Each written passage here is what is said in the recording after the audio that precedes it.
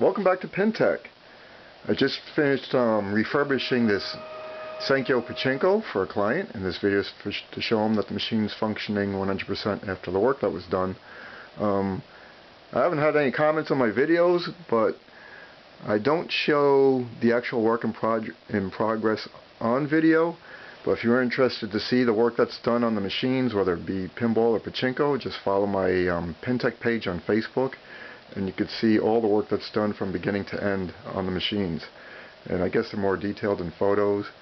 I don't have a camera with editing equipment. I have a very simple camera, so everything's taken in one shot, and I don't have a power source except for batteries, and the camera dies very quickly and it doesn't focus very well. So that's the reason all my videos are basically the machines after restoration or repairs, and not during the process, to get them into that working state. But anyway, for the client, when you get your machine, make sure your hopper is full of balls. Without the hopper being full of balls, the machine won't function correctly. Basically, it will shut itself down. What happens is the balls land on this platform here, which is actually a lever and a switch, and if this lever isn't down, the game won't function. So you want to make sure the hopper's full of balls. Right now I filled the machine with just enough balls to weight down this lever here, so that when I show you the gameplay, you'll see what a low hopper feature does. So anyway, I installed a battery for power and a little bus for the lights. You have lights in the jackpot area now, and for the low hopper. That's the low hopper light right here.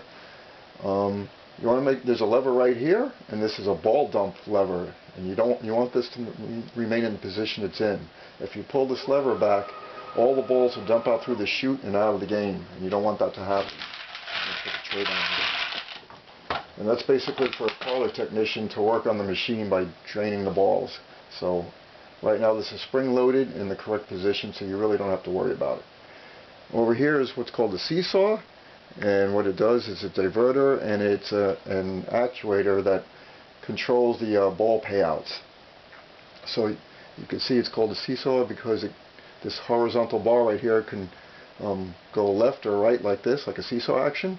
You want it in the right side up whenever you start a game, so make sure it's in the up position. One way to find out if it's not in the correct position before you start a game is if it's in the down on the right, your jackpot light will come on. That shouldn't be on if you're not playing and it's not paying out. So that's one way to tell if your seesaw is in the wrong position. See right there, the jackpot is remaining on. The seesaw is in the incorrect position. So you want it to be down on the left, or the easiest way to remember is up on the right side. So you could just put your finger in there and raise it up to the right if it's not in the correct position, or there's a little plunger on the bottom of this cabinet right here, and you could push up on it, and that'll send the seesaw up on the right side where it should be. So that's basically it on the back for just a quick reference. You want to make sure your hopper's full of balls, that this lever is in the lock position where it is, so the balls don't dump out through the machine, and your seesaw is up on the right side. So now I'll turn the machine around, and let me see if it's centered. Yeah, center enough on the video.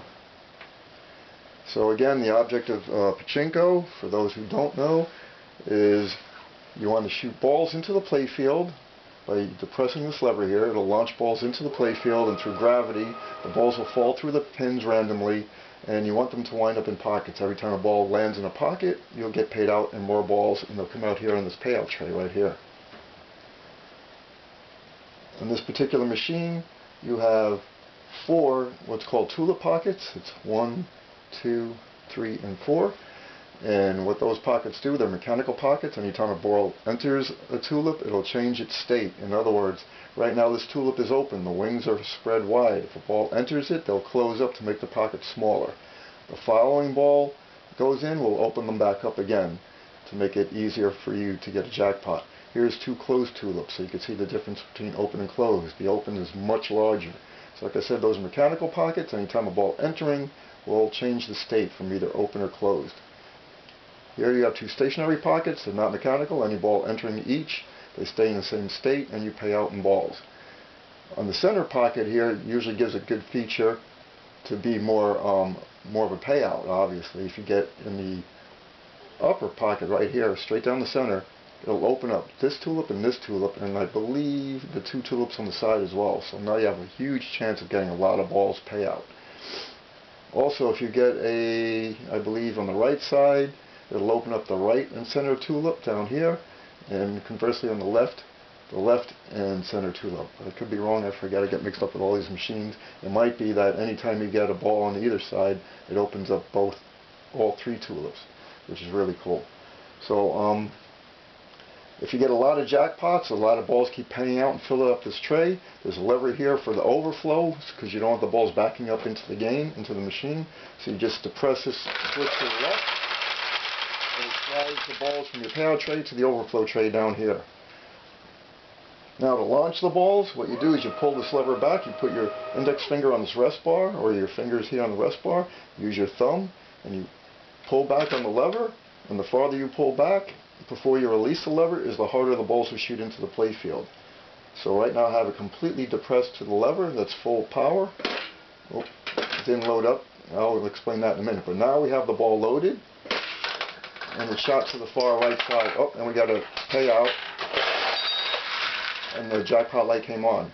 Well, what just happened there is the hopper was empty at first. When the hopper goes empty, what that does, is the idea behind it, is it locks out the balls from the payout tray going into the loading area.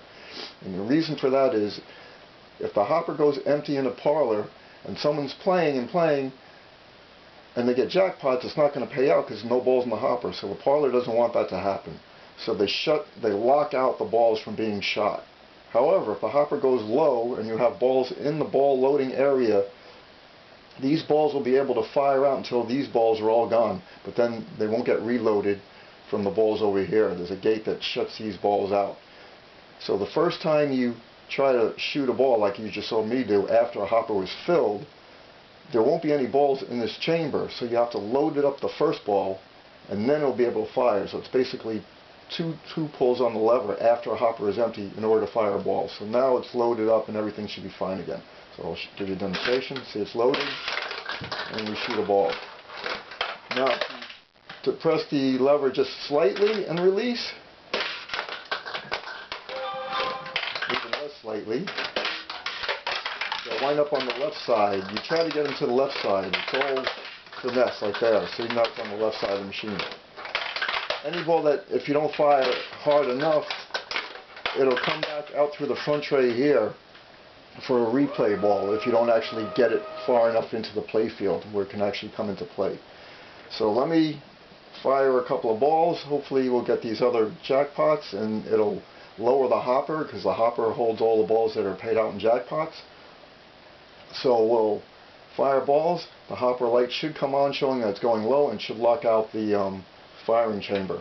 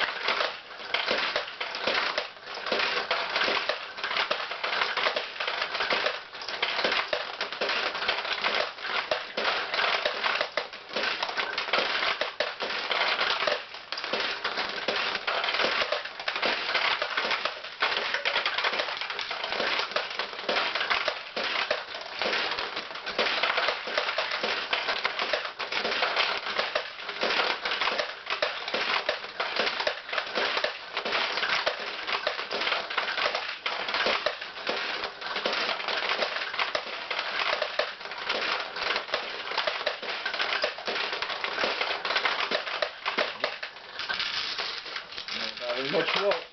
Please.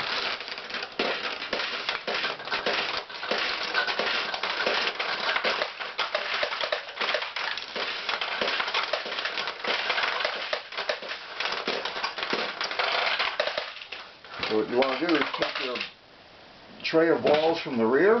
These are the balls that were played. They go out the back of the machine, and we'll lower up the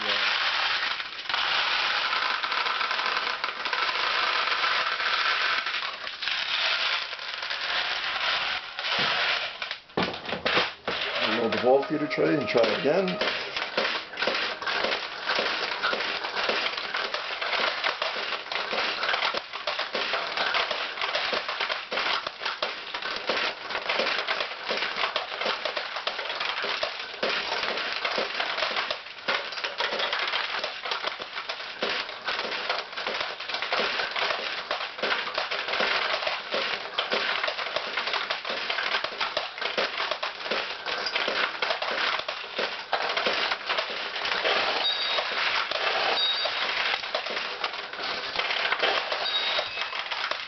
see the low hopper light came on because the hopper started getting emptied because we're getting a lot of pay out of the balls. And now we'll fire what's remaining in the chamber.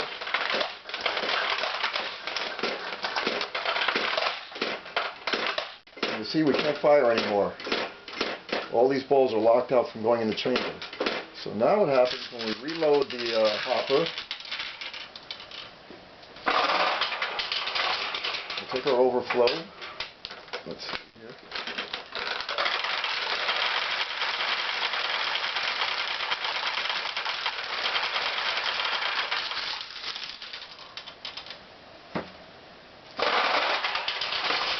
See, the light went out. Oh, not full enough.